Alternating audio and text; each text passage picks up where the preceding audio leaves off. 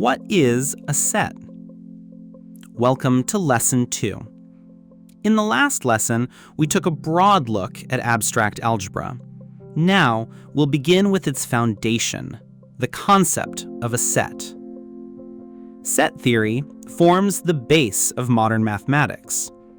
Algebra, geometry, calculus, and even logic all rest on this foundation. So, what exactly is a set? A set is a well-defined collection of distinct objects.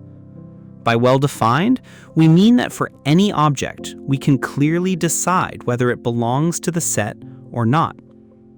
Here is an example. Set A contains the numbers 1, 2, 3, and 4. Each object inside this circle is an element of the set. We call these objects the members of A. To show membership, mathematicians use symbols. If 2 is inside A, we write 2 belongs to A, written as 2 is an element of A. But if a number is not in A, we use the symbol not in.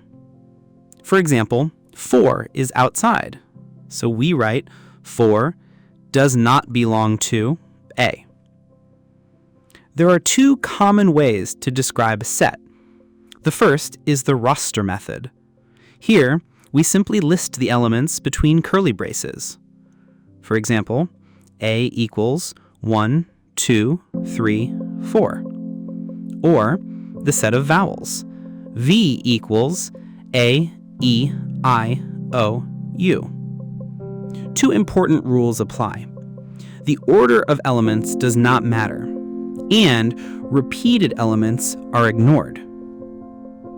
The second way is set builder notation.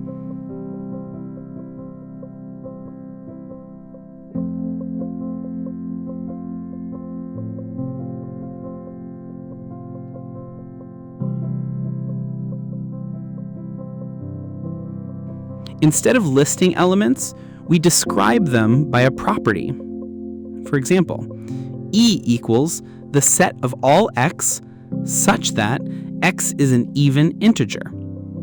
Another example, Q equals the set of all fractions p over q, where p and q are integers and q is not 0. This way, infinite sets can be described concisely. Several sets of numbers are so common that they have special symbols.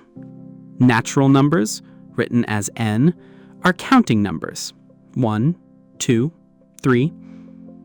Integers, z, extend this to negatives and 0. Rational numbers, q, are fractions. Real numbers, r, include rationals and irrationals like pi or square root 2. And complex numbers, c, add an imaginary part, written as a plus bi. These sets fit inside each other, like Russian dolls. N is contained in z, which is contained in q, then r, then c. Let's recap. Sets are well-defined collections. They can be described by listing elements or by using set builder notation. Mathematics relies heavily on number sets. Naturals, integers, rationals, reals, and complex numbers, arranged in a nested hierarchy.